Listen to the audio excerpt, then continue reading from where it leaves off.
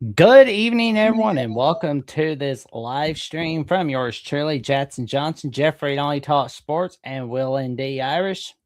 My apologies on being a little late. I was wrapping up SC Live, but we're here to discuss the national title reaction from Michigan UConn as UConn has lost their first national championship in college basketball history.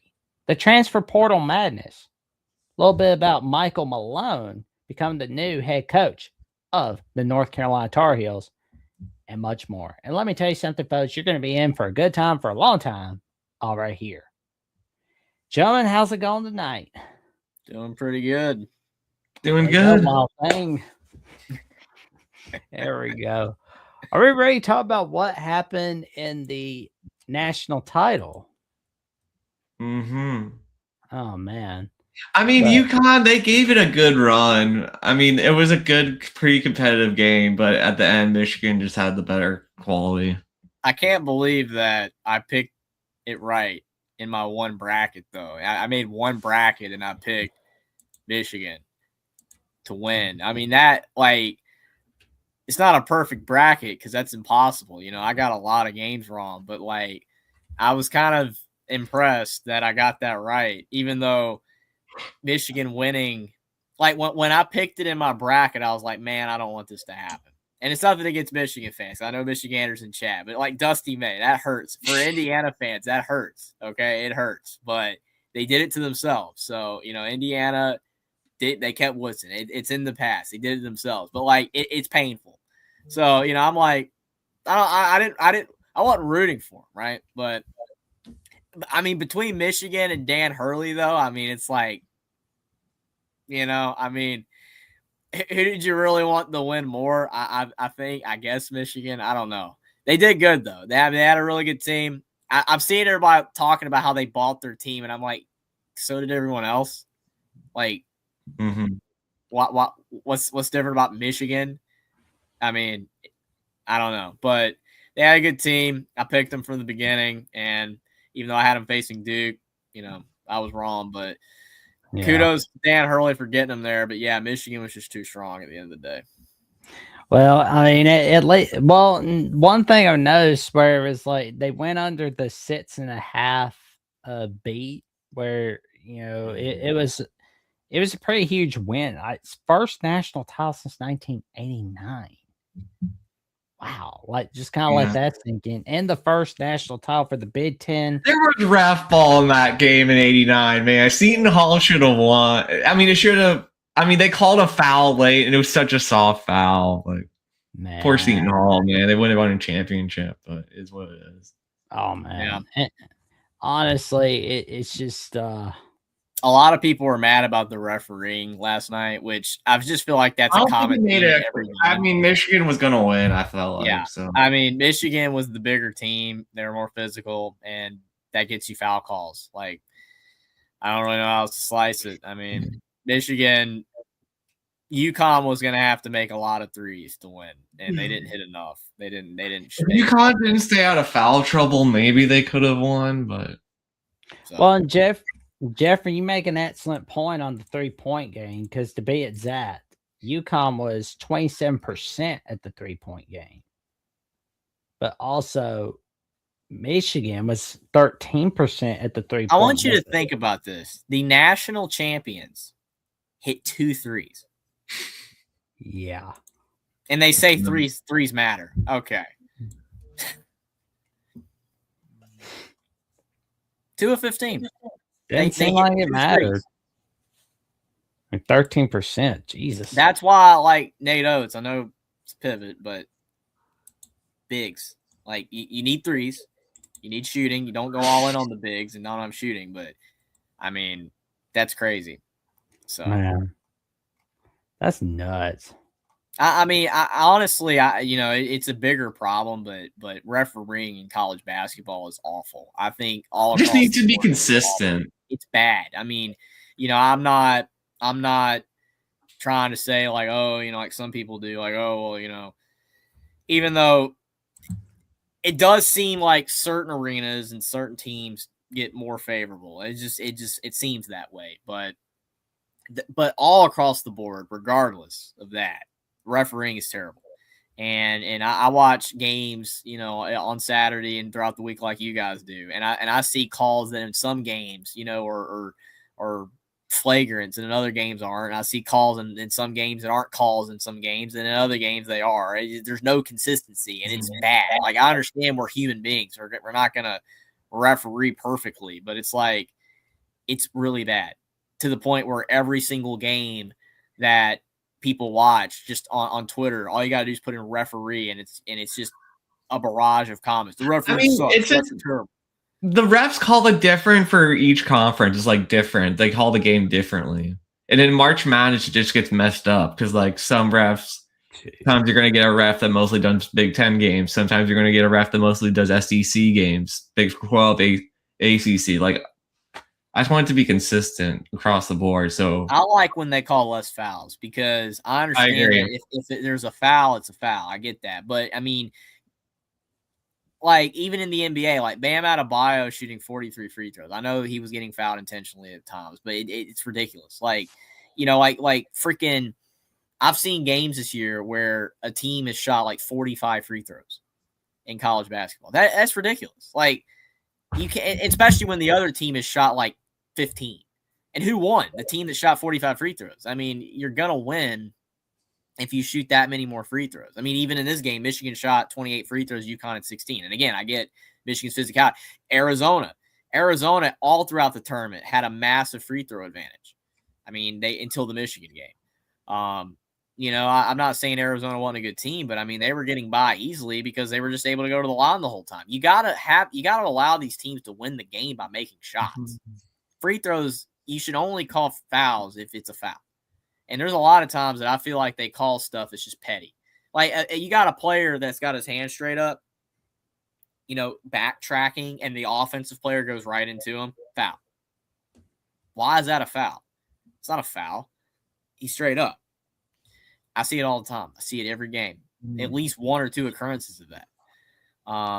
They need to reduce fouls. College basketball would be a lot better if they reduce fouls. I'm not saying don't call fouls, but because he is moving, I don't care because of the fact the offensive player is initiating all of the contact. That's my point. It's like if you're going to call a foul, you can't call an offensive foul because the offensive player always gets the benefit of the doubt. But you can't keep calling defensive foul.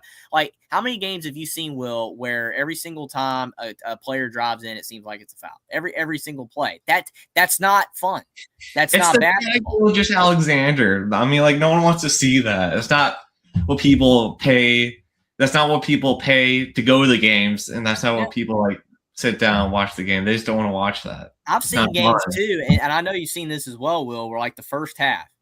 I watched the game. I don't remember what it was. I mean, but I first half, not many fouls. Second half, a lot of fouls, or vice versa. There was like 3 total fouls in the first half, and in the second half, both teams are in the double bonus after like 5 minutes. It's like that is the problem. It's like you can't tell me that suddenly the players are fouling so much more in the second half. It's just because they decided to flip the script and call the game different. It's dumb. And it's really, really stupid. And it makes college basketball just look so illegitimate. I don't exactly know how to quantify what I mean by saying it's illegitimate because it is a legitimate sport and we love it and it's great. But like casual people watching it, it's just like, what is this crap? Like if I'm showing somebody who's never watched a college basketball game before a game, and it's a game where both teams shot 40-something free throws, they're going to be like, what is this? I thought the whole point of basketball was running plays and making shots, not just driving to the lane and doing all this, and that's a foul. Oh, because the defender was moving. Okay. The defender has a right to exist. If the defender doesn't, like, hack the dude, we don't have to call a foul every single time. I don't think. I really don't. I don't think it's going to get better, but yeah, refereeing sucks. And this March Madness was terrible. Like, I mean, like the Kentucky Santa Clara game, like that ending, that should not happen. Mm-hmm. I mean, college basketball is like close to professional at this point. Like college sports are getting pretty close to professionals. And it's like to have that error, like the fact that you've got the coach just going completely like timeout and they don't do anything, like really? And then in the Howard Prairie View game, dude didn't even call timeout till after the ball was inbounded and they gave it to him. So it's like, again, consistency. If you're going to give the guy the timeout in the Howard game that literally called the timeout after the ball was inbounded, but then when it comes to the Herb Sendek doing this, and it's like nothing, and Kentucky wins, and it's like great for Kentucky, but Kentucky shouldn't have won the way they did. So I don't know. Like I feel like this March Madness was refereed really bad. Games were better than last March Madness overall, I would say, but I would say average overall. The refereeing was horrible.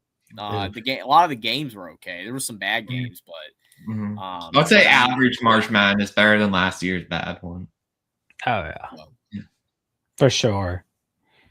But there was some good news for the Tar Heels from Pete Thamel, and it was Michael Malone becoming the new head coach of the North Carolina Tar Heels. I mean, and now he's going to be one of the top 5 highest paid in college basketball as like the new head coach in the Tar Heel State in Chapel Hill. I gotta be honest. It's like I know this like not anywhere. This is like better than like for me when Belichick was brought over. It's better than Belichick. Obviously, yeah, but it's like I want to go ahead and say that feels like not some that has that same feel as the Carroll experience when he got brought over to USC. Because I mean, like the careers aren't similar because Malone, he could get another NBA head coach job if he wanted. Whereas like Pete Carroll was just viewed as a lost cause when USC was hired. But here's where this is similar. Carroll was like the 5th, 6th choice for USC, and Malone, same way. He was that 5th, 6th choice at North Carolina. And because I heard like some people were saying, "Oh, Billy Donovan's going to go to North Carolina," but I don't know. Like one of the things that made a lot of people go, and particularly Isaac Shade at Locked On Tar Heels think that Malone was the guy from the get-go, was the fact that Michael Malone's daughter attends the University of North Carolina, and she plays volleyball there. And I think she's like a sophomore, but she's going to be a junior dog next year. But gentlemen, what did you think about this hire by North Carolina? I'll let Will go first because after that, I've got a whole spill. So go ahead. At first, I'm like, they should have just gotten Mark Byington. Like I feel like he would have been a safer choice. I mean, Byington, he's from Southwest Virginia and he went to school at UNC Wilmington. So I felt like it would have been a fit. Would have been like a pretty easy fit. But I don't know, Michael Malone, like he knows how to get you to the NBA and how to be successful. And you don't have to like recruit as hard as you did if you have money. But I think the first thing he has to do is build this roster out. Like get Vassar to come back, get Dixon to come out of the portal, and then build the team around their point guard and their center. Build around those guys and try to have a successful team next season. That should be his ultimate goal, Jeffrey. So my initial thought when I saw the hire was it's really good. I'm like, I think the floor is high.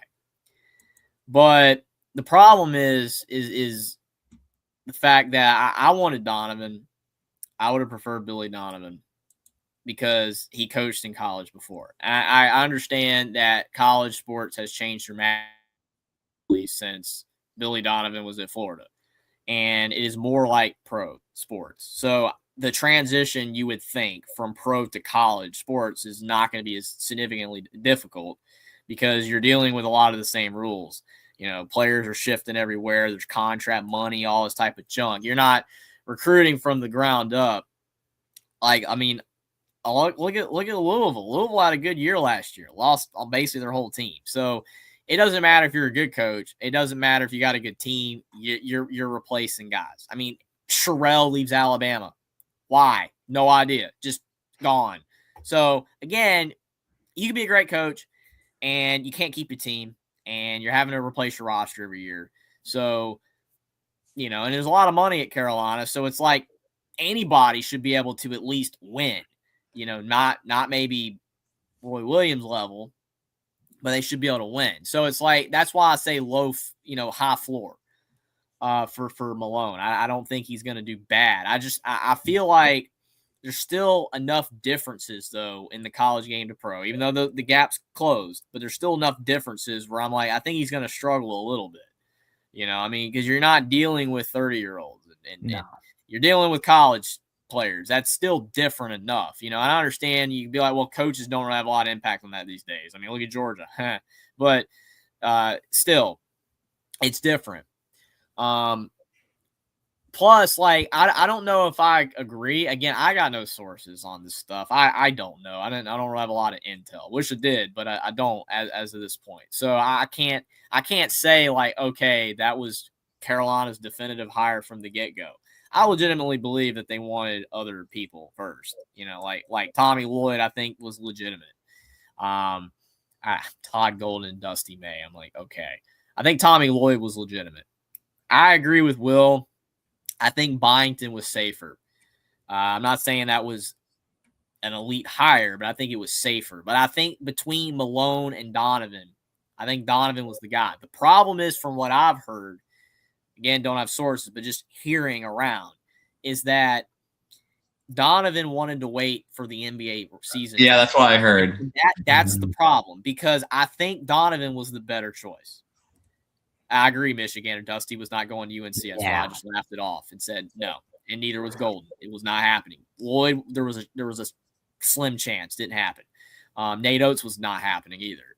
So, again, Otzelberger, maybe. Didn't happen. Lloyd, didn't happen. Byington was possible. They didn't go that route. But Donovan, he, to me, was the guy. And because of that fact, because you think about the portal open right now, it's open right now and everything's going on right now. And you need to get a roster, kind of Will's point, right? Like, you got to get a roster right now, because if you don't get a roster, you're kind of screwed. The gaps, it's very thin. Like, the portal's only over for 2 weeks and everybody's going to start committing. There already are players committing. So it's like, you kind of needed to make a move now. So they didn't want to wait on Donovan. Because if they had to wait on Donovan, then they probably wouldn't have really had a lot of choices for players. So I get why they made the move. I don't think Michigander, the Dusty to UNC rumors being made by the media, the Brad Stevens to Indiana is made by the media. That is significantly worse than Dusty to UNC. Brad Stevens to Indiana is a joke. Maybe in 2017, when before they hired Archie, maybe a little bit of legitimacy. Woodson and DeVries. I still saw the thing that made me laugh about it was that there are UNC fans wanting Brad Stevens, and I'm like, bro, no. The thing is, like, you, unfortunately, as a fan base, because again, people, you can't like multiple teams. I like both Carolina and Indiana. Both fan bases have delusional people, like all fan bases do. I told Indiana fans, you got no shot with Brad.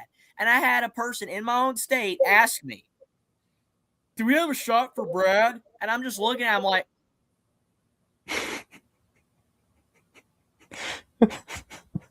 really? Are we really doing this right now?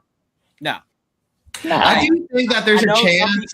I know some people aren't in the know as much in sports, but like, if anybody legitimately believed that Brad Stevens to Carolina was a legit thing, you do not know sports at all.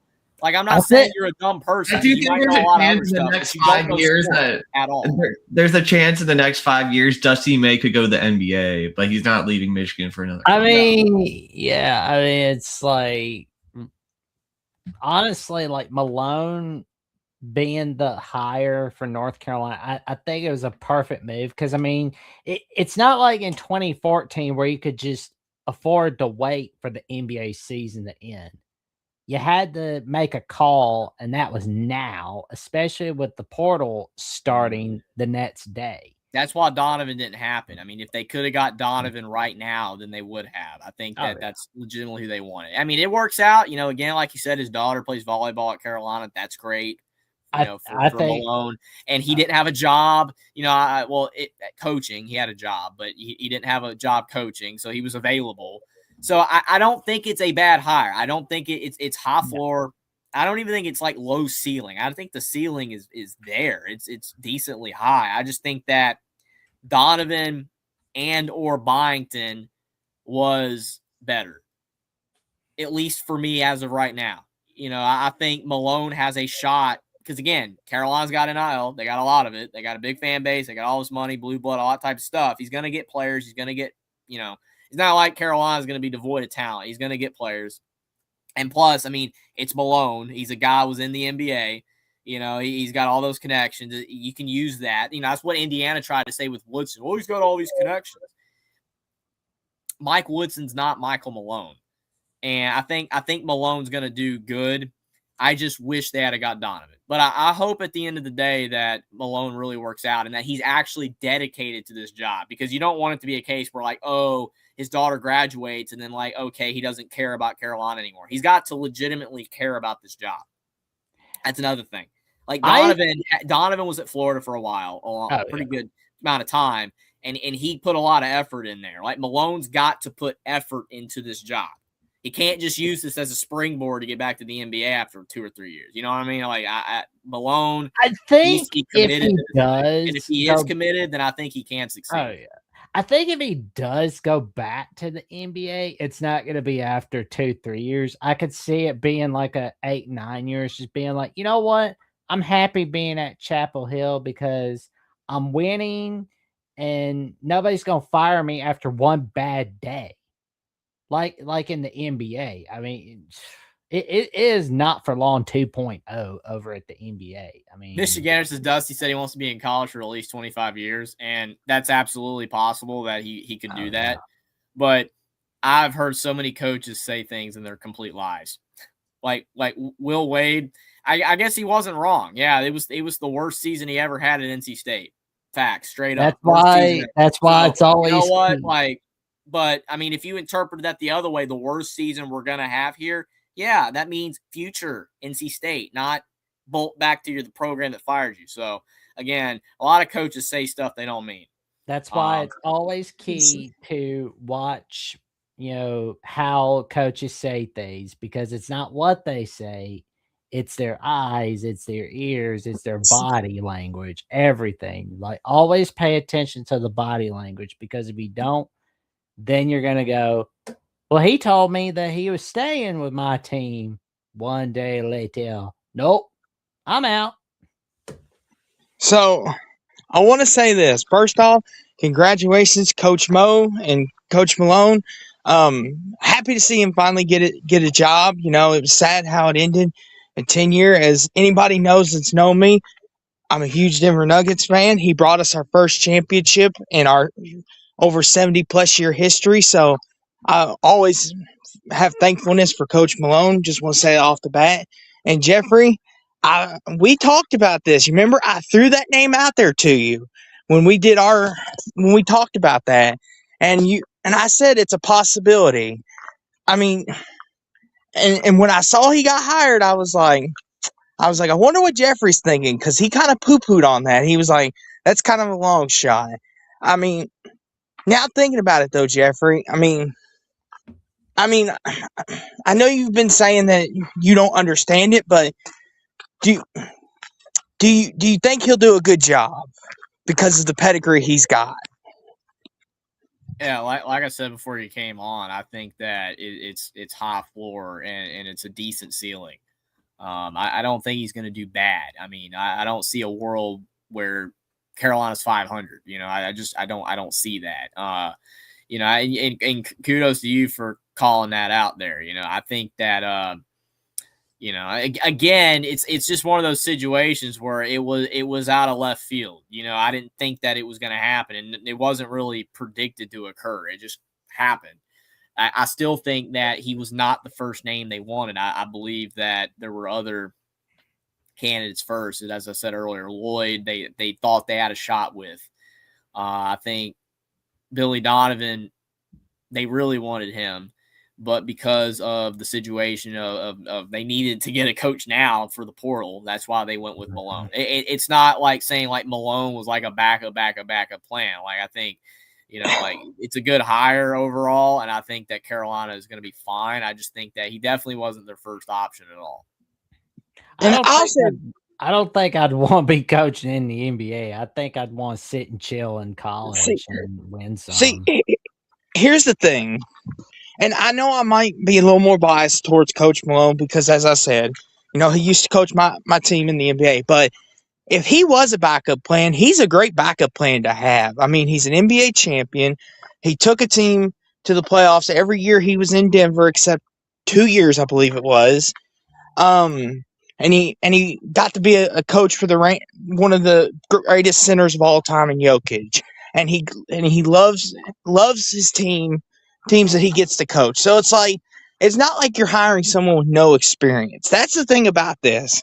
Like, people may look at this and say, may go in panic mode, but here's the thing: you're getting a coach with already a great resume, and a lot of these young college players are going to look at it and say, Coach Malone won an NBA title. Look what he did with Jokic. Look what he did with Murray. Look what he did with the rosters he's had. If we come and play Carolina, we may get to that level. We may have a shot at winning. Like, that's the thing I think that gets lost.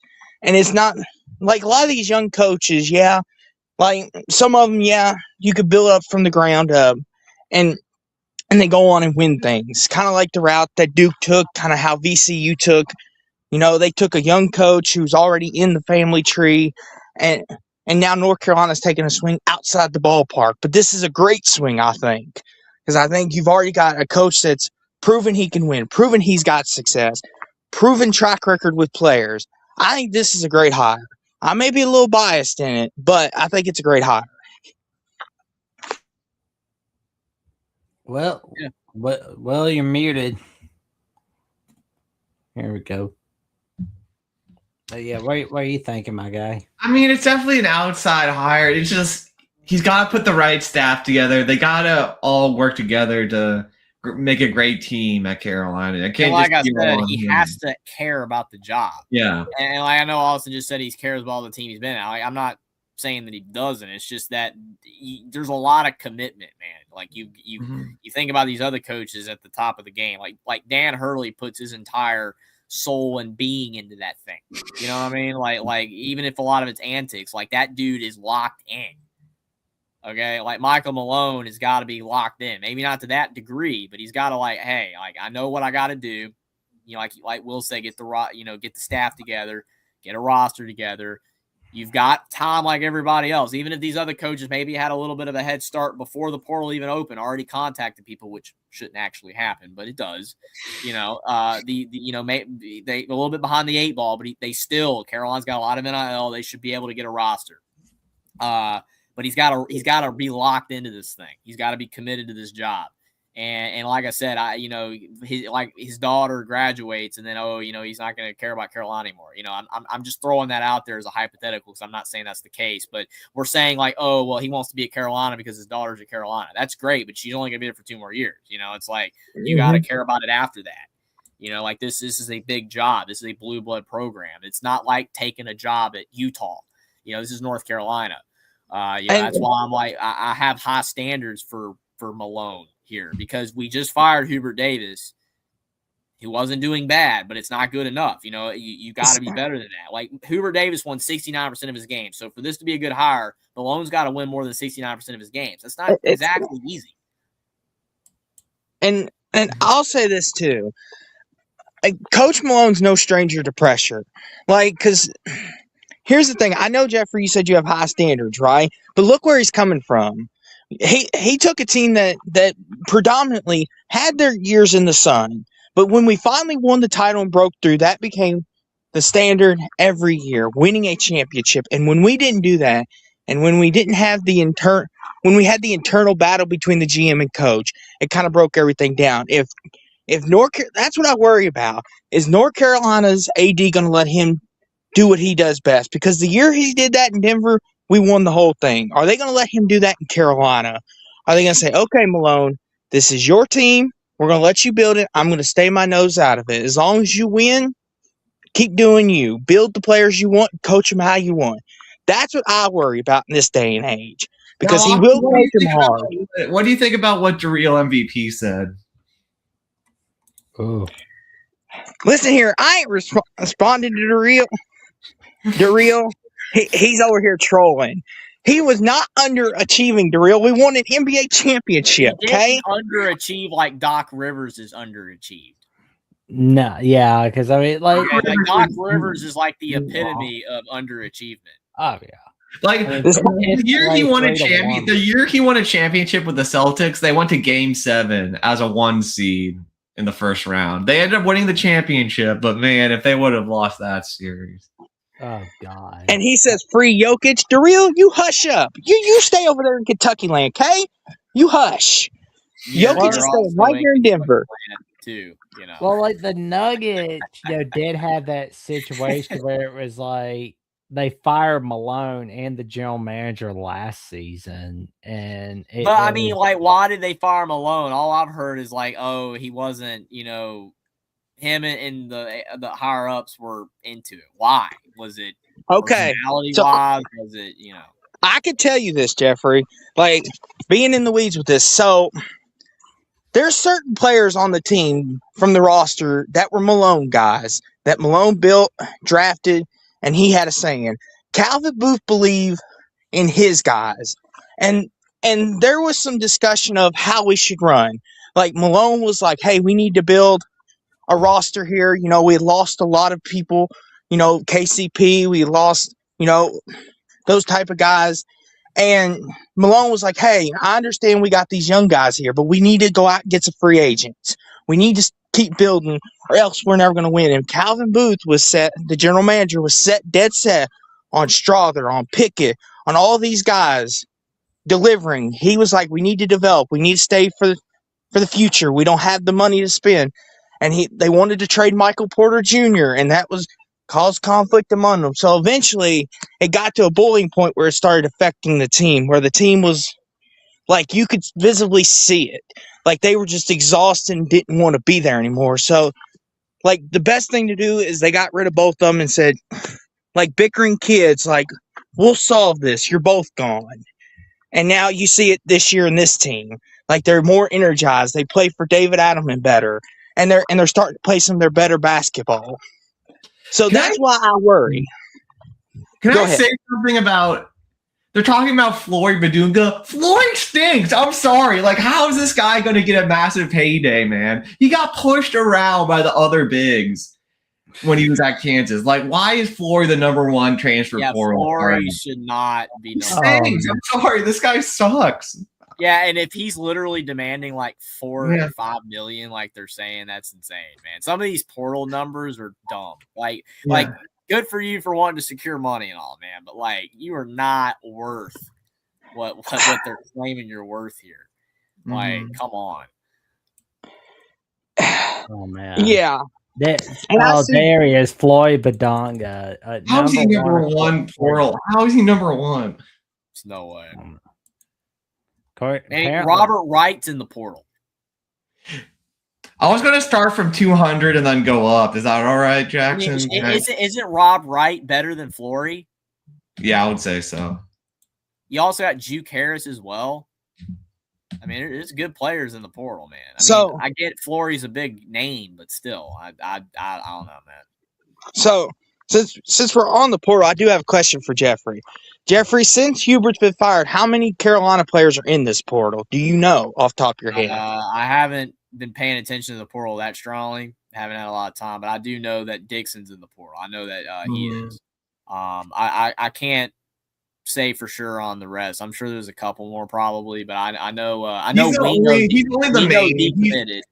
He's the main guy. Yeah, I know Wingo decommitted, and then Dixon's in the portal. That's about all I know right now.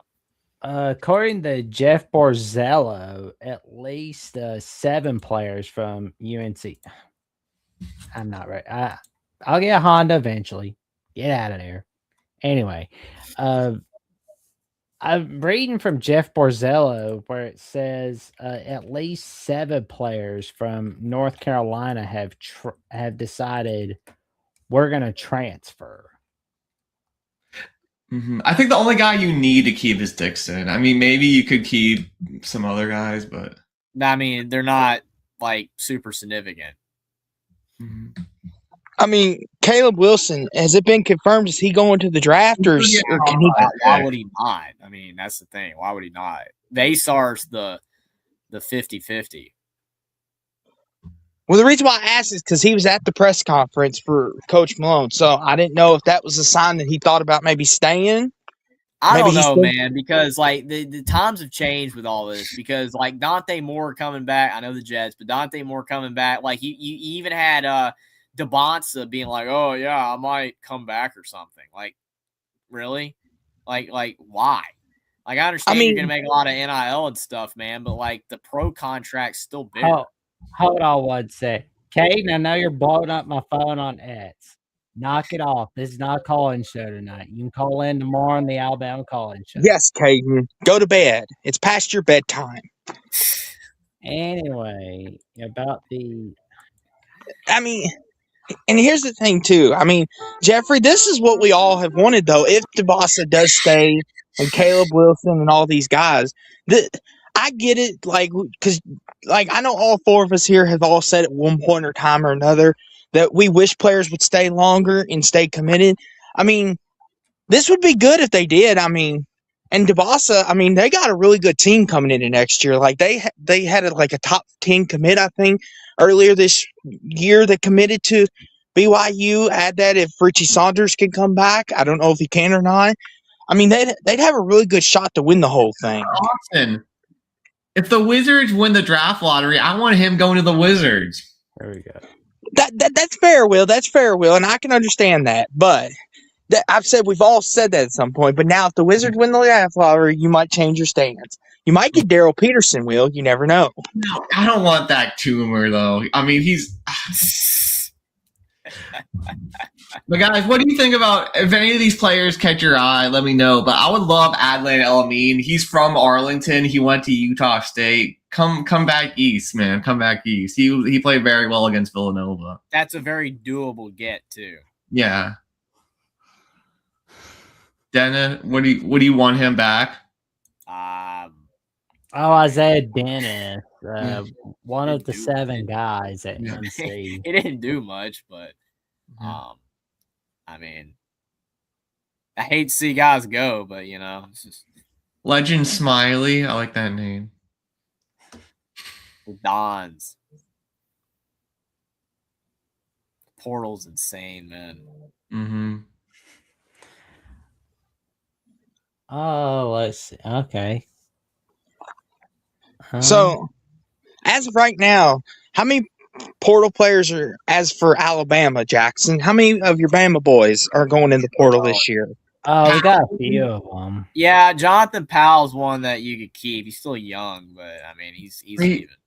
He didn't play very well against the Rams, but maybe he'll be good. Well, our buddy Brody Smoot at Crimson Coverage, did say Andrew Meadows pretty good, Mountain West player. Yeah. Oh yeah, yep. Bethia entered the portal, unfortunately. Okay, who showed this? DJ Wagner. Kentucky's going 40-0. What the heck, Jackson? DJ Wagner. What do you think on that, Will? You think still Power 4 probably? Yeah. Like ACC. I mean, there's 5. I would say Power 5 with Big East, but Taylor Bull Bowen. Yeah. Okay. Yeah. Oh man, our guy Brody was saying that there's a guy that Alabama is looking at from Mercer or hoping to get. Christian Gerdak is another DC guy I would take. I mean, he's from went to Gonzaga, but is from West Virginia. But I would maybe take. We got John D'Animo from Michigan at the Voice of College Football in the house. What's up, good buddy? Good to see you. Football's going well in Maryland, John. Oh man. Congratulations to Michigan, John. Hail Yeah. to the victors. Cole Serta played great. I still think Indiana football fans are on a higher cloud nine, but that's my opinion. But go ahead. Cole Serta played well against the Missouri game. That Missouri game, he like shot the three really well. Played all right the rest of the year. He'll probably be P5. All right. Arrington Page, USC to Northwestern to now somewhere else. He's decent. Trey Singleton, I've seen Indiana linked to him. I don't know. We'll see. Starting to recognize more of these people now. Mm-hmm. Oh, well, no, I wouldn't say that, Moose. Gibbs Lawhorn's You'll actually never win good. a Moose. He could go back up to the power 4 or 5, whatever. He's good. But, man. Witherspoon's another DC guy. He was only a freshman this year, so he could move up. He could probably get somewhere good. No, what? Miles Rubin's a brutal loss for Loyola. Just a brutal loss for Justin Pippen is in the portal. Scottie Pippen's kid. Is Scotty Jr. in the league? I think, yes. Still. Yeah, he plays for the Grizzlies, Will. Okay, he does. Okay. Yeah, Rowan Brumball there. He was at Georgetown. Indiana's been linked to him as well. Magoon Guaf played well in the Mountain West tournament. I watched him. Going to Kentucky's got a lot of players in the portal this year. Is another. I mean, he's of course from DC, but he was Harvard originally. He was Harvard, then to Georgetown, and then we'll see where he goes. Corey Mantee, that's a brutal loss for Mason. See where he goes. I've seen Colby Garland linked to Power 5. Scored a lot. Drew Felder. I'm curious about him. That Auburn guy. Oh, yeah.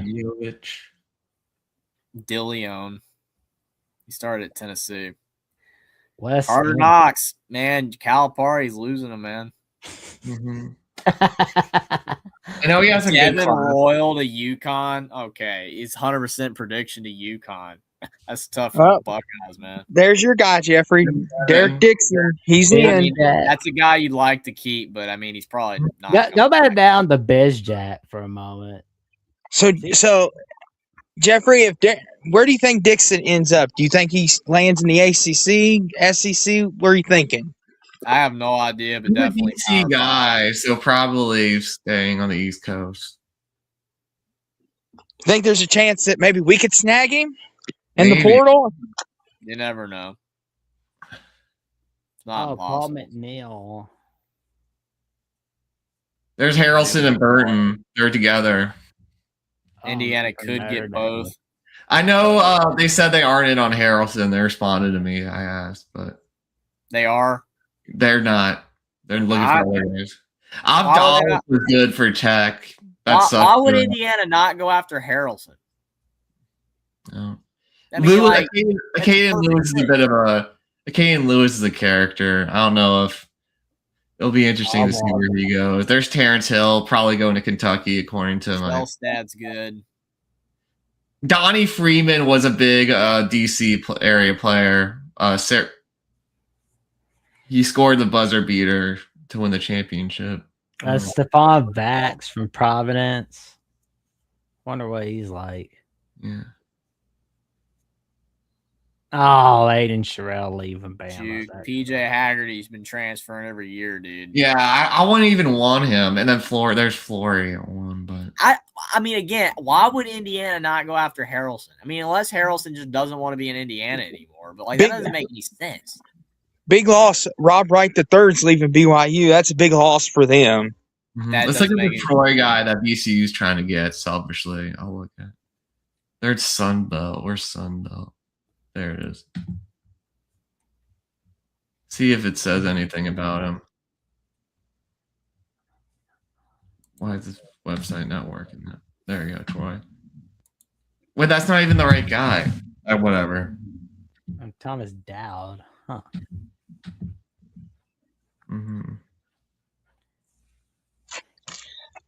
I mean, Yeah, the portal. I can't believe why people even thought Scott Drew was ever going to go to North Carolina. They were Well, he was linked to the Kentucky job too, Jackson. If you remember, we talked about that too.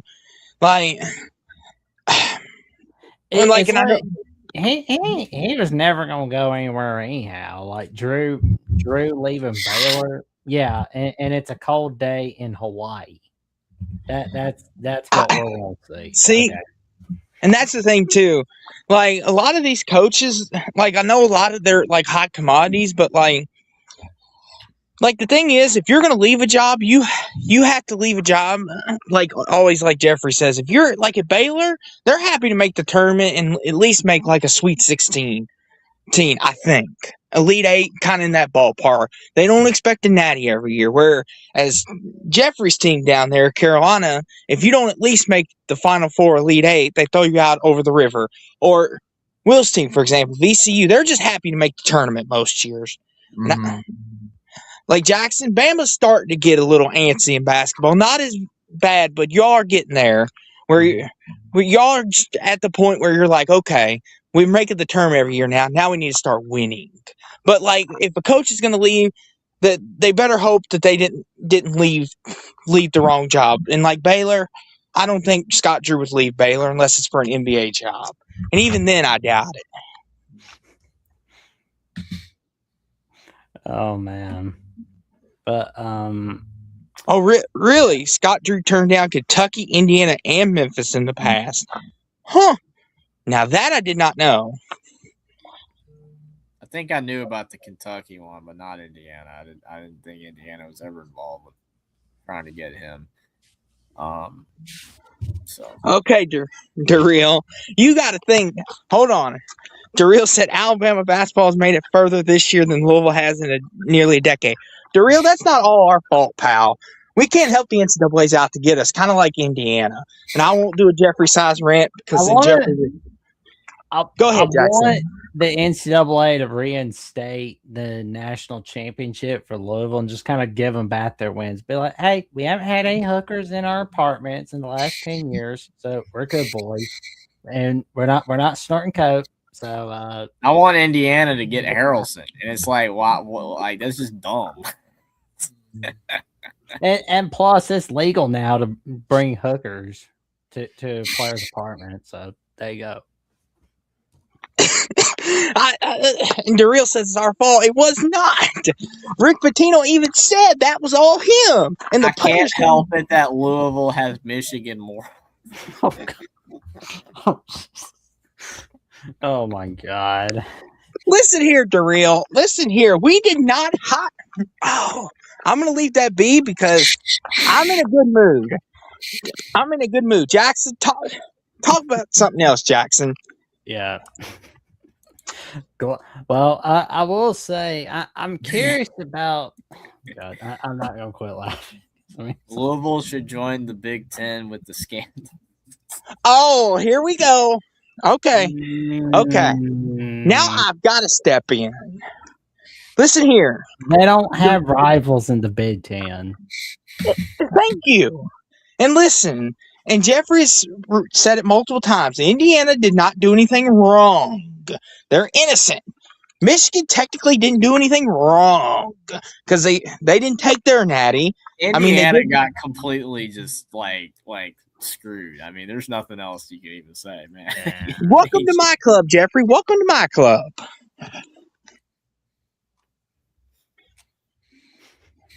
Anywho, go ahead, Jackson. I'm sorry. Took your show off the rails. I apologize. All right. I'm just like, yeah, it's like between like the DMs of I want to call in like we know who. But interesting night tonight. But the Tar Heels, I want to go over them for a little bit. And because there's 7 guys entering the portal. Derek Dixon, Jonathan Powell, Kion Evans, Zayden High, Isaiah Dennis, Jaden Young, and James Brown.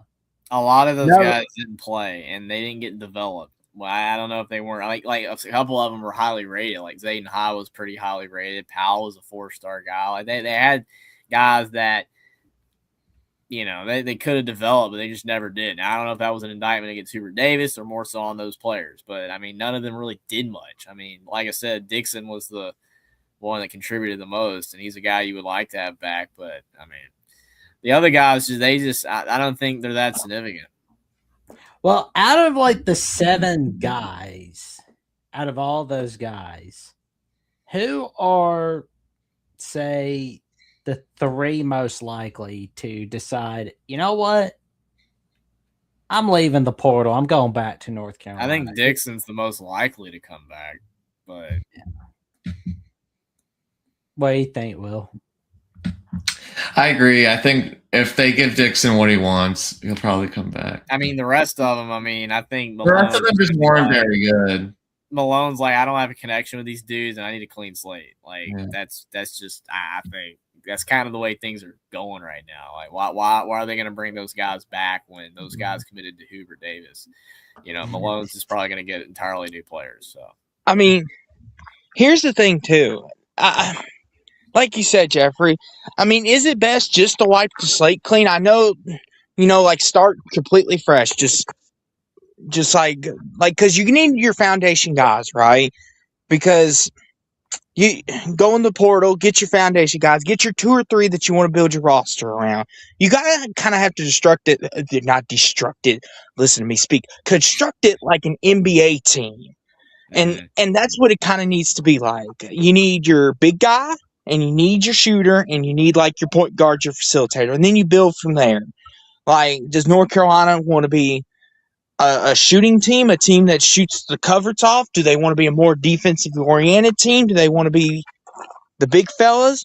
Don't be surprised, Jeffrey, if he builds a roster kind of like what we had in Denver.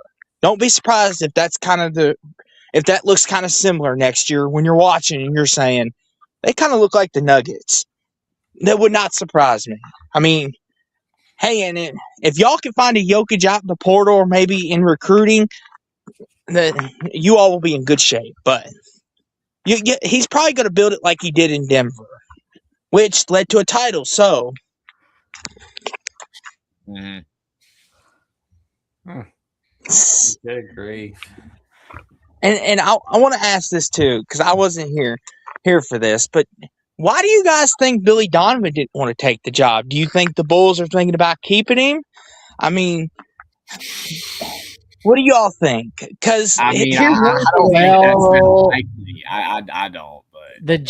the Nets general manager that's hired, the Bulls have announced they've told the Nets general manager, whoever they get, that you can just decide whatever you want on Billy Donovan.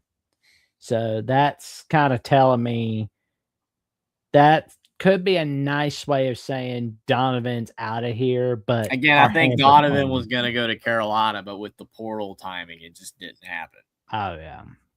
So, I mean, like the Bulls are just kind of restructuring everything for the future, I guess, which I mean, like, the waving, I'm forgetting his name from last week, but Ivy, which it was like that they were just waiting to just kind of say, okay, you're out. This is just our nice way of saying we're breaking up with you. That way we're not the assholes for saying so. Because like this is not like the franchise. This is nowhere near the team of Phil Jackson, Michael Jordan. Obviously, everybody knows that. This is not the Derrick Rose. Bulls haven't been since then. No. I mean, here's the thing. They've been kind of stuck in the play-in mediocrity. Let's call it what it is. Heat right now. Oh, yeah. The Heat and the Bulls are always there, man. Right at this point. And that's the thing, too. Like, Billy Donovan's a great head coach. Like, what he did with those Florida teams and what he did with the Thunder team the year they had Chris Paul. Like, that was great stuff. And the Thunder were tanking on. They were doing that on purpose, and he still managed to get them to the playoffs. But the thing is, like Scotty B said, maybe he just was like, I don't want to deal with that Carolina fan base. I went through that with Florida. I'm happy here in the NBA. Like, if the Bulls fire me, I can get a job somewhere else. Like, that's the thing, too. Like, there's always a big job opening, and there's a fan base that will welcome you more with open arms. Because it seems like, to me, like, Carolina, they're very hard on you, but they love you to death. That's the thing. They're kind of like that one family member. They never give you any credit, but once you win a little, they're kind of like, come here, give me a hug. That's kind of what they remind me of.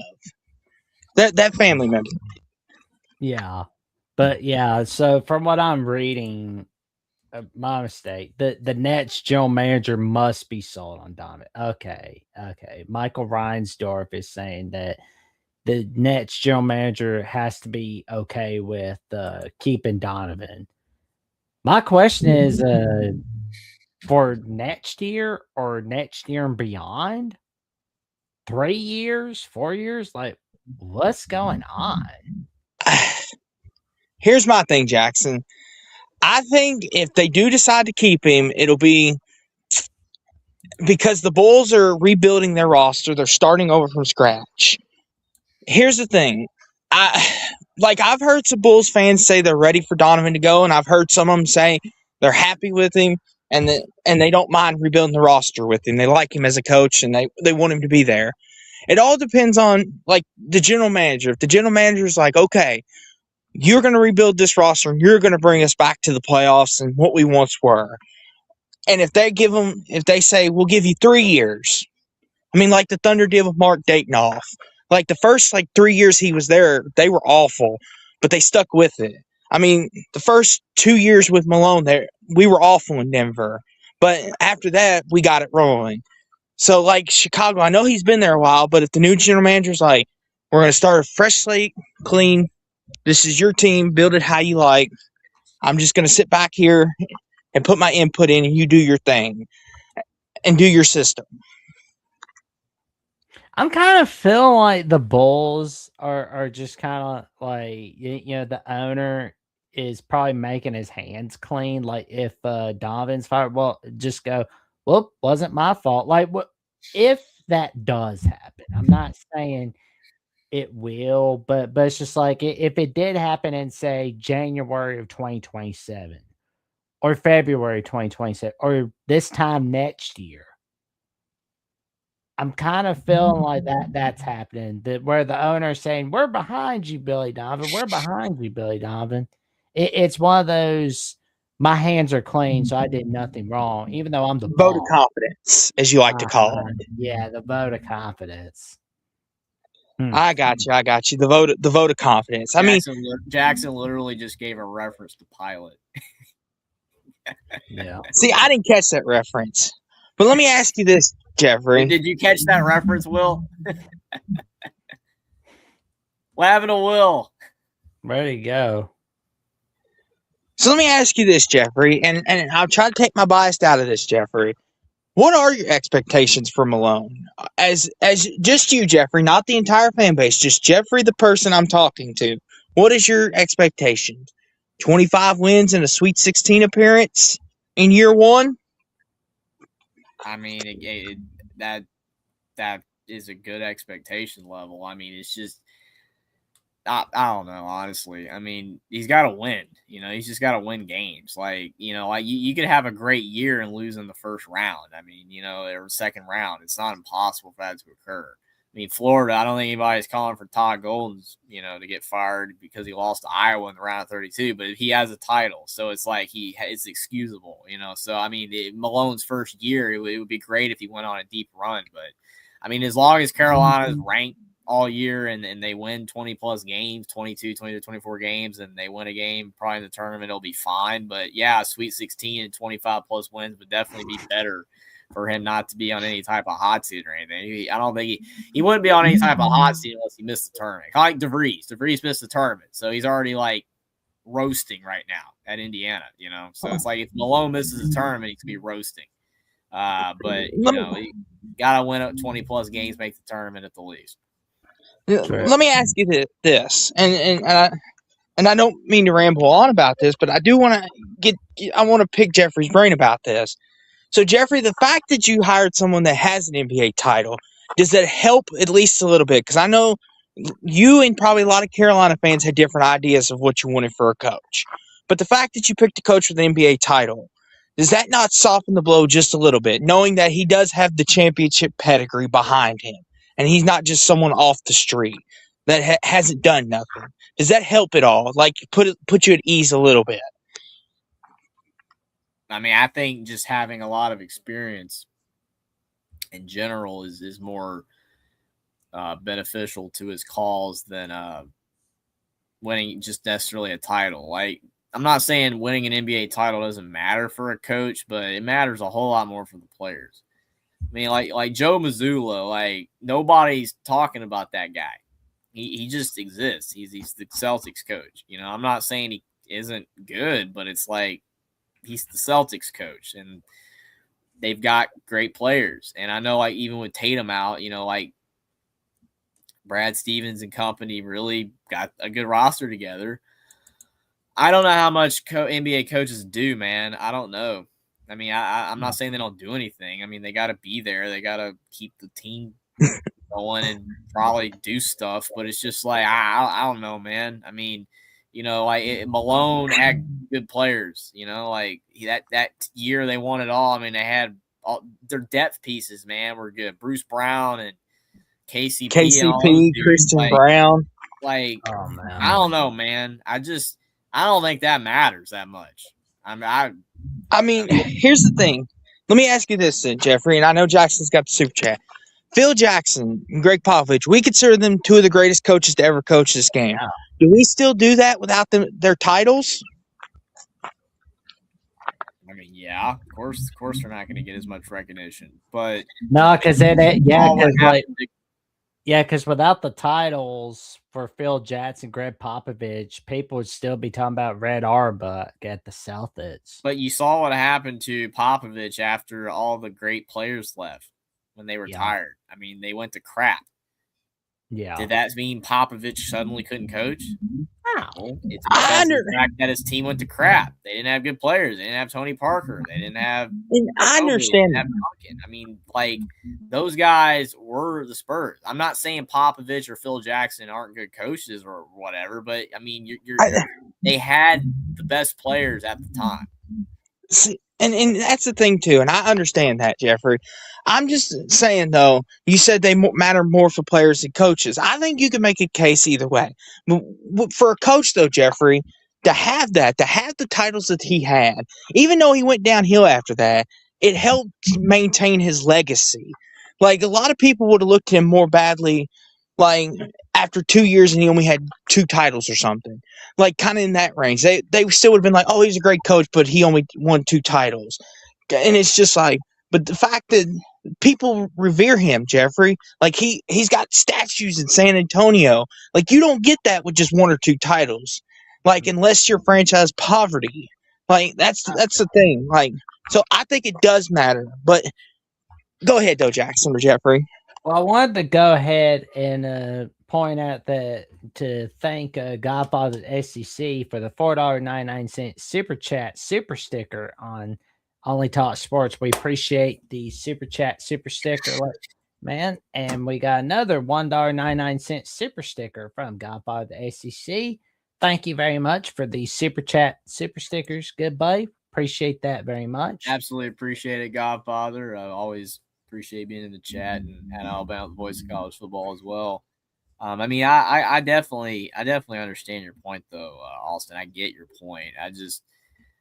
I mean, even in college now, like the way college sports are being designed with NIL and stuff, it's like you're gonna start getting that exact same discussion where it's like, are these coaches actually good?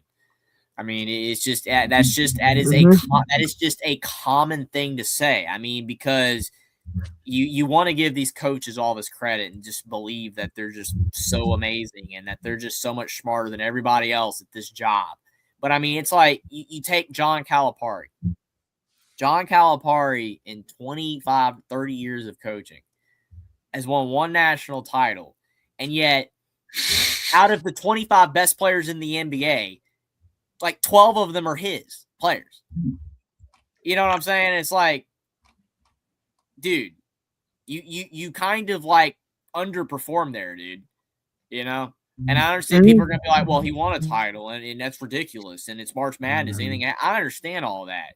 But, you know, that is a classic case of, you know, you're comparing like what he had versus what he did. And I don't think he did good enough a lot of the time. I really don't. I think Jay Wright, Jay Wright had some all right players, but I mean, you think about it, like out of all the players that Jay Wright had at Villanova, how many of them were like legit studs? I mean, like Brunson's the most relevant Villanova player in the NBA, and he didn't even like start out that way. So it's like, like all the other dudes like DiVincenzo and stuff are like okay, but it's like Phil Booth. Like no one remembers Phil Booth. Does anybody remember Phil Booth? I remember Phil Booth. If you don't remember, go back to the archives, Jeffrey. You're a big college basketball fan. Phil Booth, like players like Phil Booth. Did John Calipari have players like Phil Booth? No. I mean, the closest thing to Phil Booth would be like Ulis or the Harrison twins. Harrison twins, and it's like those guys were surrounded by a whole lot else. Cat and Anthony Davis and Jamal Murray and Shai Gilgeous-Alexander. When I start naming this, it's disgusting. Booker was a bench player at Kentucky. Like John Calipari has had some of the most ridiculous talent of all time. He's got one title. And it's like, and I understand that too. But he's not an elite coach. Like you cannot tell me that. And you're like, well, he got the talent in. I mean, that's the thing too. It's like with Rick Carlisle. He had the 2011 run with the Mavericks, which some still to this day, including me as one of them, argue is the greatest run to a championship in history with Dirk. I mean, you got Tom Izzo, who's won one. And it's just like, but you look at someone like a Saban and Belichick. They've been incredibly blessed to have so many great players and so many great teams. But look at what they were before all that, though. No one thought of them as, like Nick Saban. Like he's even said he failed. Belichick's even said I failed. Like that's the thing though. But then, like just imagine if their career stopped there. We'd had no clue. We'd be like, huh, who?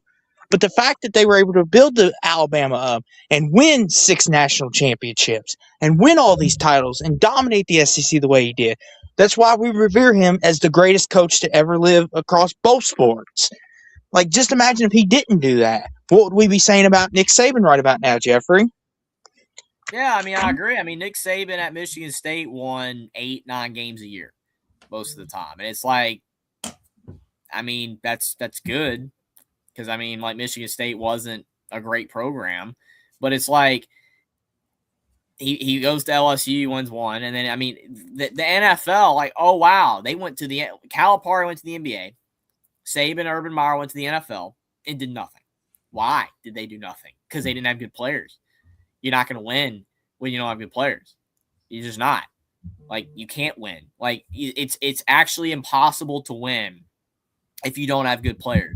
The Cignetti situation is one of the biggest outliers of all time because of the fact I don't care. Like, everybody disagrees with me and thinks I'm nuts, but I still don't think Indiana had an elite team. They did not have an elite team.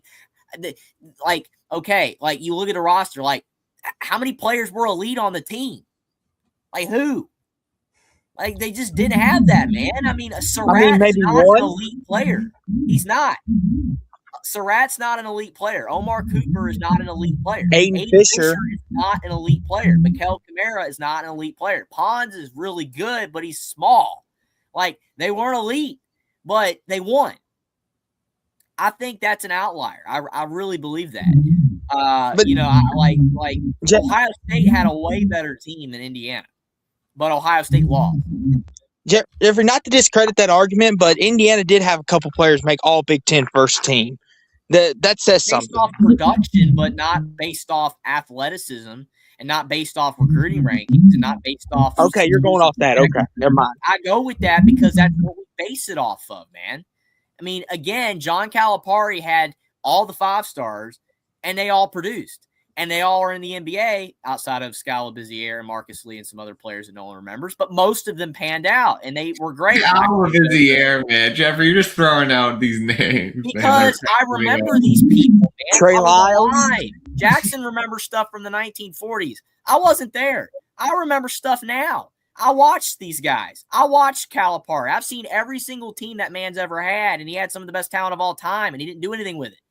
Rashid Suleiman, that's another crazy name. Yeah, like that's all I'm saying. Like it's just like it's again, like I don't know, man. It's you think about Indiana's team, and they have one player that's like legitimately has a shot to have a Hall of Fame career in the NFL, maybe if he's lucky, Mendoza, and that's if it works out. Everyone else is just like they're all right, but I mean, Ohio State's got 5, 6 first-round draft picks. Indiana's got 1 and maybe 2 if Cooper sneaks in there somehow.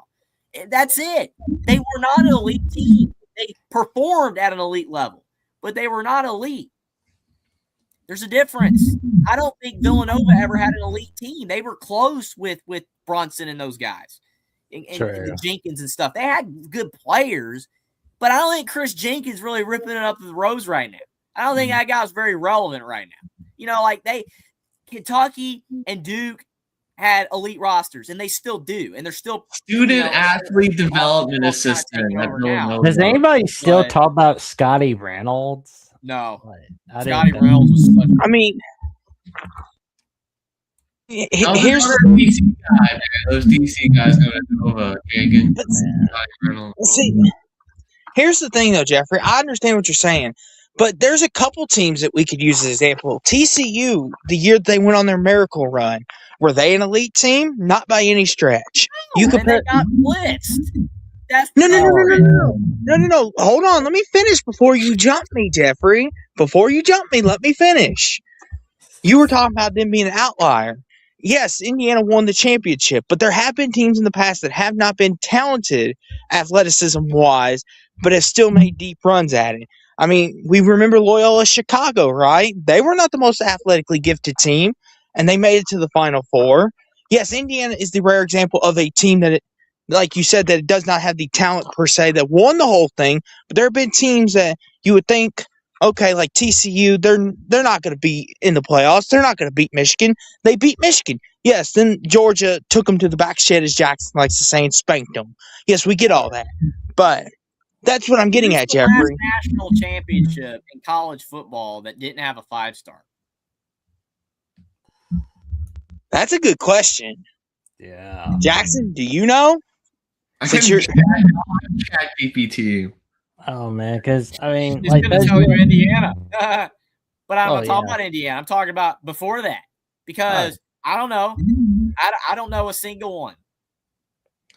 Do you, Jackson? Because you're pretty good at this stuff. Do you know? Good. I mean, you gotta think back to the Bama teams. They always have 5 stars. Yeah, Auburn, they did, and LSU, and Clemson did, and Michigan. They didn't have a lot, but they did. Ohio State. Okay. I mean, it has to be 1990 Colorado without a 5-star. Like 1990 Colorado, 1990 Georgia Tech. 2010 Auburn. 30-something years. Auburn. Oh, 2010 Auburn. Like that was one of my. So 2010 Auburn didn't have a 5-star. According to ChatGPT. Okay, Jackson, Jeffrey, you all would know this since they're in the state. They play Bama. Do you ever remember hearing about anybody from that team besides Cam Newton? Because I know Cam Dyer. I remember Michael Dyer. Was he a 5-star? Barely. No. I don't believe they were 5-stars.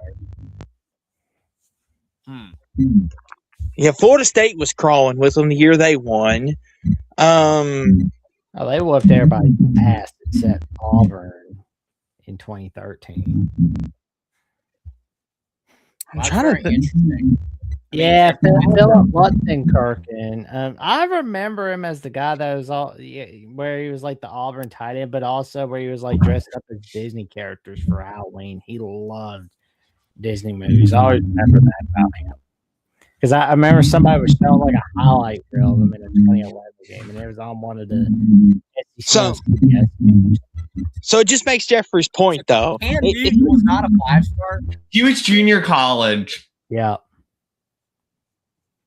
I don't think he was 5 stars when he went to Florida, and then he flunked out of Florida, and then went to Auburn. But that makes your point, though, Jeffrey. It makes your point even more valid. It's been like almost 2 decades since we've had a team with a decade, excuse me, not 2 decades. get it right. A decade since we've had a team like Indiana win the whole thing. I mean, it's pretty close to 2 decades, and I'm still blown away that Auburn didn't even.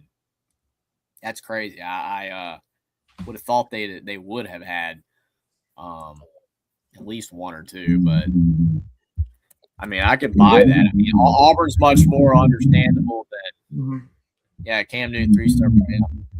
So, Will, when Notre Dame won the title, they had 5 stars. I know there was probably a 5-star. Okay. Ricky Waters was a 5-star. Maybe Tony Rice as well. Chris George was probably a 5-star. That's crazy. And Jackson, the first title Saban won at Bama. Who's Julio the 5? Julio Jones had to be a 5-star. Oh man. Right? Who? Julio Jones had to be a 5-star, right? Oh yeah. Yeah, well, I mean, the thing is like it's not just about 5 stars because that's the main key. That's what everybody talks about. Because like Michigan only had 2. Like that's why I point out Michigan. Michigan did not have a lot. It's just it's just overall talent. Mm-hmm. I don't think Indiana had a lot of high-end talent. I think they had a lot of really, really solid fundamental players that Curt Cignetti and company got every ounce out of. That's what I believe. True. I just do because I don't think a lot of these guys are going to be great pros. I think they'll have some success, but they're not going to be great pros. When I mean great pros, I'm talking NFL Hall of Fame and putting up great seasons for 10 years plus, 8 to 10. I just don't see that happening because, I mean, like Aiden Fisher was fantastic for Indiana, and he's a projected like 6th round pick. Like, okay. Ohio State starting middle linebacker would never be a 6th round pick. Ever. So, yeah. That's why I said Ohio State. Godfather says Auburn had 2. Well, I just asked ChatGPT, so I could have been. I mean, Auburn in 2010 had to have had more talent than Indiana overall. I don't know. I mean, like I said, the point that I'm making is that it's about we kind of went off the rails, and it's my fault. But like the point at the beginning was about NBA coaches having success with great players. Does that make them great coaches? It's the same with college sports. How do you quantify a coach being great when they have some of the greatest players of all time?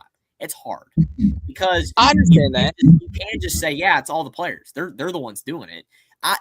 It's not fair to the coaches, but it's still fair to point that out. It is because, we do put more stock in the Jay Wrights and the Izzos who have had less talent than Calipari and Coach K post Kyrie.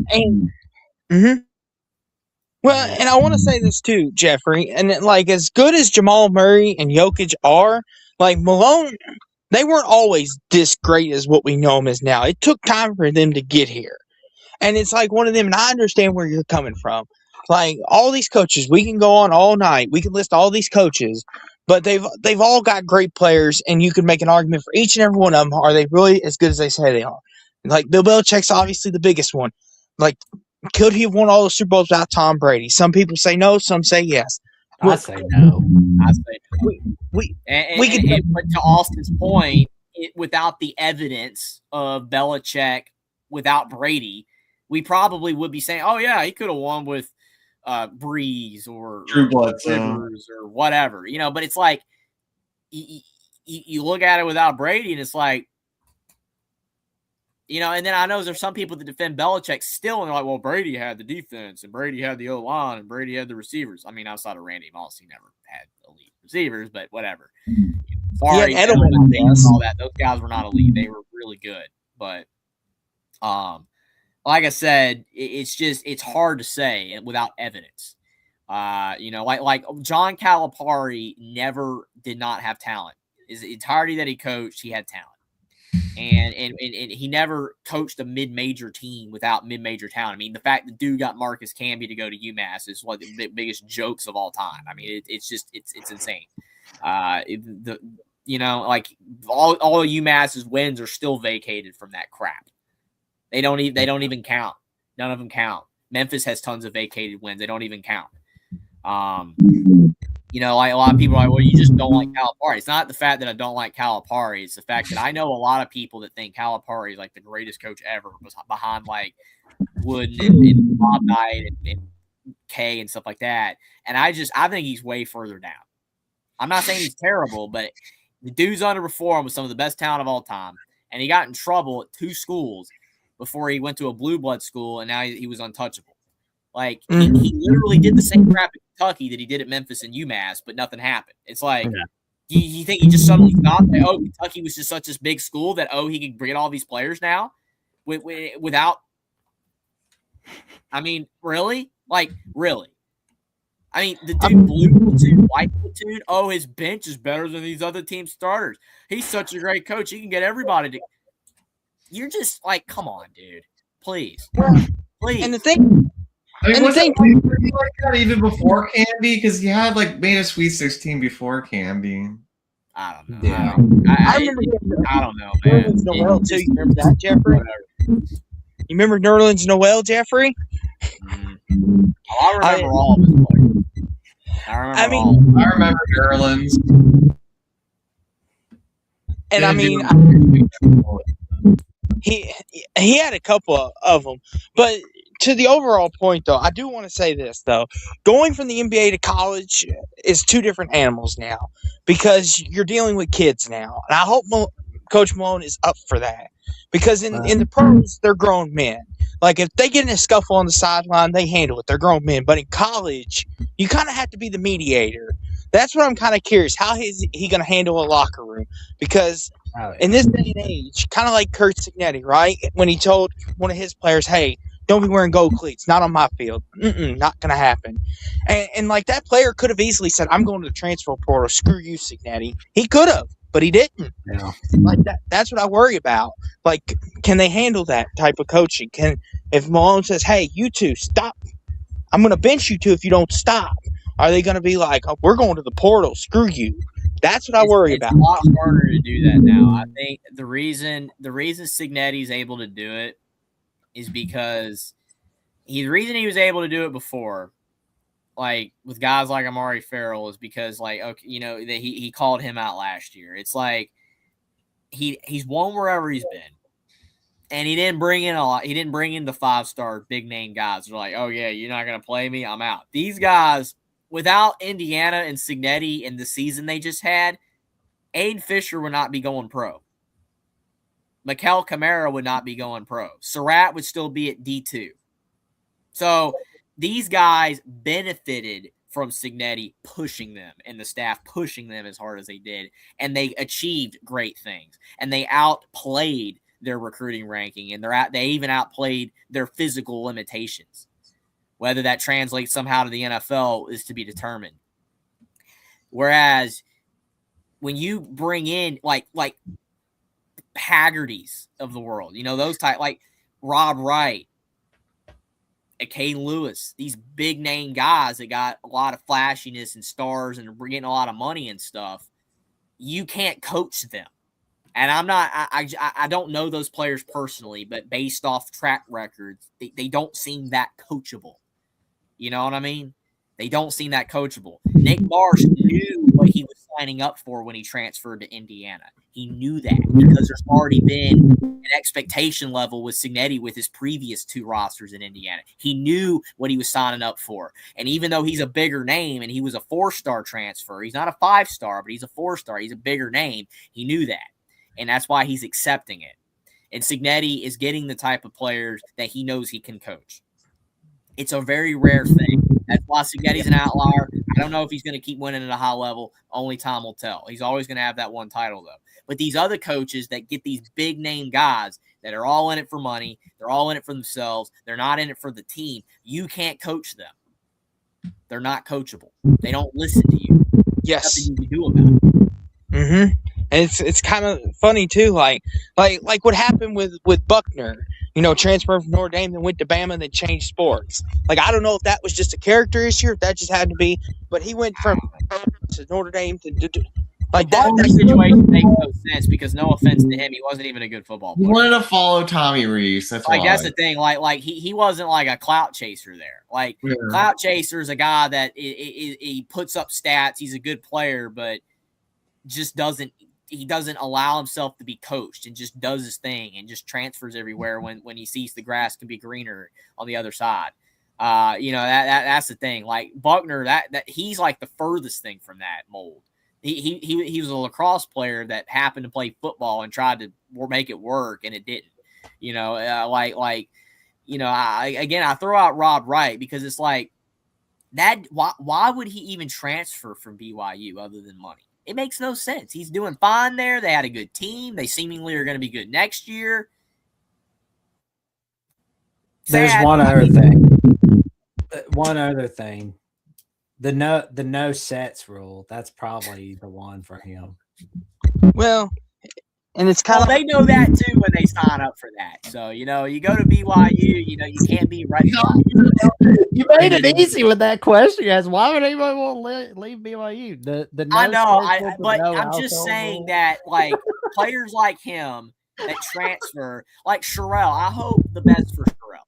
Wherever he goes, I hope the best for him. But I don't understand why he transferred because literally he's at a situation where he's the guy. Like Alabama don't even have a big. You're the best center we got. And it's like, okay, I'm going to go somewhere else where it's like, I'm probably going to have more competition now. That makes no sense. I mean, let me ask something. Let's wrap it up. Oh man, so I gotta go to bed. Real fast. I have a question, and this is a serious question. 30 seconds. Okay, Jackson, Jeffrey, or Will, whoever can answer me this. Mm-hmm. So BYU actually has a rule against sex. Yeah. Okay. Well, okay. I'm being serious. I did not know that. They do. Yeah, I mean, from all common knowledge that I know, yes. Yeah. Okay. Thanks for telling me that. I did not. That's an absolutely. I don't know how to. I don't know. Okay. I did not know that. Basically, they're an outlier. Okay, we talk about outliers. BYU is an outlier. That like. Okay, that's good to know. I did not know that. Like I thought all this time it was just Jackson's like joke, like that he just likes to tell. Okay. Well, I was being a smart ass, but being serious at the same time. So. Okay. Good to know. Okay. Go ahead, Jackson. End it how you go for it. I got it. Before we sign off and tell the cashers at Post about the magic that each of us are making, we will start with you, my guy. Well, I don't have anything planned, but I mean, maybe could we do like a Monday NBA playing tournament preview? Will we be down to that? What time exactly? Probably the same 9 p.m. Eastern. Ooh, 8 p.m. I know what soaking is, VB. I think we all know what soaking is. I mean, I'm like jumping on the bed. I'm just trying not to say stuff. So, like, I legit wasn't educated on that. Like, I wasn't doing that to be funny. I legit wasn't educated. I thought that Jackson's way of messing with us all. Oh, they can't have, this at BYU. But go ahead. My bad. Oh man. Oh, okay. Yeah, I just saw the difference. My gosh, this has gone off the rails. But yeah, check out for more of the Comedy Hour, and that's Monday night at 9 p.m. Eastern Time, 8 p.m. Central Time. From yours truly, Jackson Johnson, Will and D, Jeffrey Only Talk Sports, Ed Sports Talk with Austin. Check out the magic that Will has coming up on Will and D Irish at YouTube and at Marcus_Era on X and at Klowski414 on Oh man, Jeffrey, what magic have you got? Oh my God, the chat. I mean, I will be live again soon, probably maybe with you guys, or I'm trying to have other content of some kind coming up. I've just, again, lack of time, but, I've been trying to, again, talk sports every single day, or at least I try to. I definitely try to. and remember all of Calipari's players from the early 2010s that nobody remembers. Definitely appreciate everybody like and subscribe down below, share on social media. Also check out Austin's channel, Sports Talk with Austin, Will's channel, Will and D, and Jackson Johnson's YouTube channel as well. You're always gonna get some crazy conversations. When it gets in the 11th hour, so we appreciate it. Get some education on what to do and what not to do.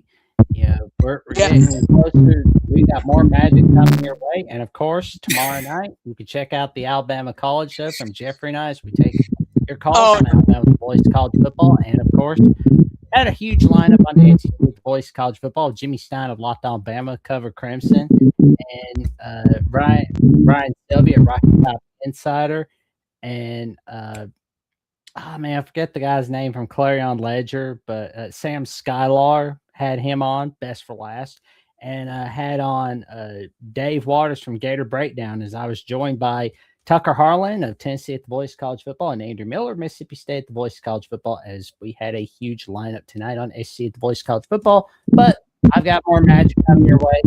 Austin has more magic coming your way at Sports Talk with Austin. Will has more magic coming. Yeah. Oh, go ahead. My bad. I was going to say, Will's got more magic coming your way at Will and D. Irish. Jeffrey has more magic coming your way at Only Talk Sports. All right there. Anything else we missed? Yeah, I want to tell the people what I've got coming up real fast, Jackson. So, coming up this week, I will be doing an NBA playoff prediction where I will give you my complete bracket. Might go up with one of these guys here on the panel, or might have a special guest of mine.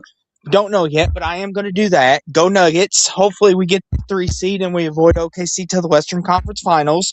But I will be having that coming up. Looking forward to giving you all that, whether it's with Will, Jackson, or Jeffrey, or won't spoil anything, but might have special guests for that. You never know.